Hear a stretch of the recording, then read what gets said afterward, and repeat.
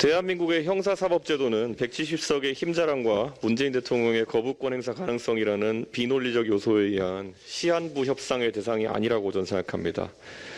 지금 이 소위 대한민국 형사사법체계의 근간을 뒤흔드는 제도를 이렇게 밀어붙이기에 적절한 시기인지는 민주당에게 되물을 수밖에 없습니다. 특히 부패한 공직자에 대한 수사나 선거 관련 수사권을 검찰에게서 박탈하는 것은 국민의 우려가 매우 큰 만큼 국회는 더 신중하게 이 문제를 다뤄야 합니다.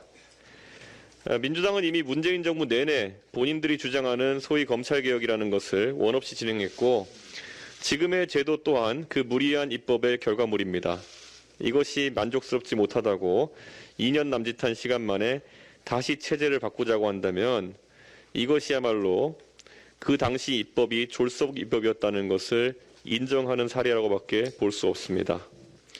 국민이 바라는 입법을 하기 위해서는 그리고 국민이 혜택을 보는 입법을 하기 위해서는 시한을 정해놓고 상대를 강박의 상태에서 협상하도록 진행하는 방식보다는 최대한 많은 정보를 국민에게 제공하고 논의를 할 수 있도록 해야 합니다. 이에 저는 어제 국회법 58조 6항에 따라서 각계 전문가들을 모아서 이 법률에 대한 입법공청회를 개최할 것을 제안했습니다. 또한 이 사안에 대해서 주무장관 지명자인 한동훈 후보자의 생각이 입법부의 생각과 다르다면 이 법은 적용 단계에서부터 상당한 부침이 있을 것이기에 혼란을 방지하기 위해서라도 한동훈 장관 후보자에 대한 청문회 등에서 이 문제를 더 구체적으로 논의하는 것이 옳다고 생각했습니다. 만약 공청회 또는 법무부 장관 후보자 청문회를 통해 민주당이 추진하고자 하는 소위 검수완박 법안에 대해 국민적 우려가 불식되고 그에 대한 지지 여론이 생긴다면 국민의힘도 입법 과정에 매우 흔쾌히 동의할 수 있을 것입니다. 그리고 오늘 지방선거와 함께 치러지는 국회의원 보궐선거에 후보자를 선출하기 위한 국회의원 보궐선거 공천관리위원회 위원장을 선임합니다. 저는 이번 선거에서 수도권 선거가 매우 중요하다고 판단합니다.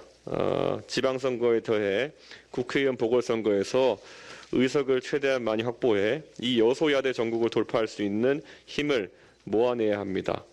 의석 확보를 위한 전략적이고 순탄한 보궐선거 공천을 해내도록 하겠습니다.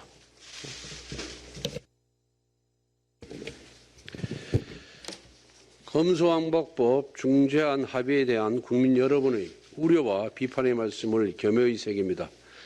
민주당은 180석을 앞세워 4월 강행 처리를 위해 수단과 방법을 가리지 않는 상황이었습니다.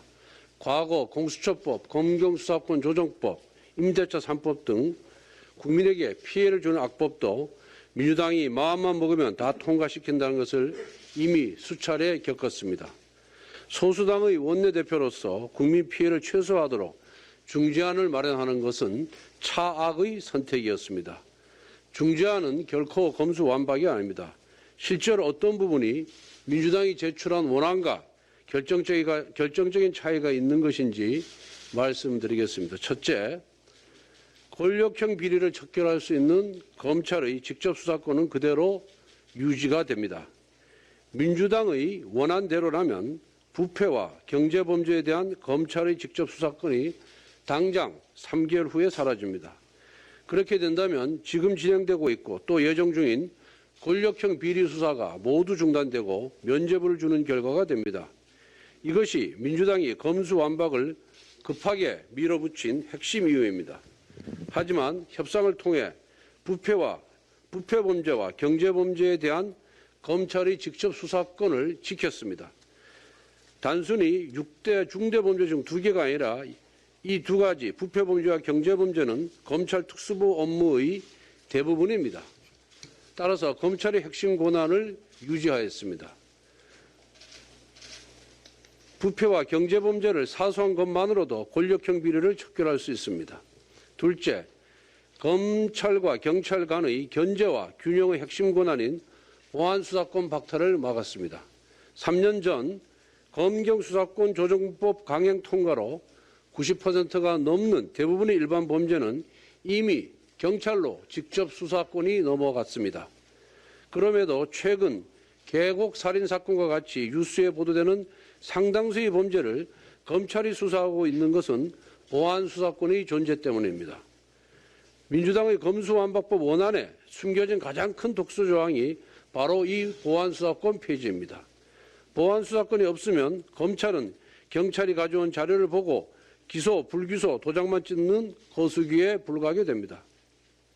중재안이 마음에 들지 않는다고 해서 원안 통과를 허용해 버린다면 경찰이 부실 수사를 방지할 최후의 수단을 잃게 됩니다.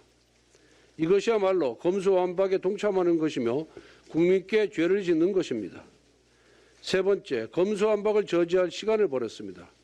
중재안이 본회의에서 처리된다고 해도 검수완박이 된 것이 아닙니다.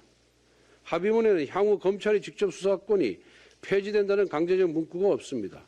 검찰의 다른 수사기관의 범죄 대응 역량이 일정 수준에 이르면 폐지한다. 중수청이 발족하면 폐지한다는 내용이 있을 뿐입니다. 즉 국민적 동의가 없는 검찰 수사권 폐지는 여전히 불가능합니다. 다만 공직자 범죄와 선거 범죄에 대한 검찰의 직접 수사권이 빠진 부분에 대해서 국민들의 지적이 많이 있습니다. 기득권을 보호하는 것이다. 여야가 야합을 한 것이다. 지방선거를 앞두고 정치인들이 면제를 받기 위해서 선거범죄를 집어넣은 것이다 라는 국민적 우려와 지적이 있습니다. 매우 뼈아픈 대목이라고 아니할 수가 없습니다. 따라서 이 선거범죄, 공직자 범죄에 대해서는 국민들의 지적, 국민들의 뜻이 모일 수 있도록 여야가 머리를 맞대서 재논의할 필요가 있다고 생각합니다. 민주당과 정의당이 국무총리 인사청문회를 불과 하루 앞두고 일방적으로 청문회 연기를 요청했습니다.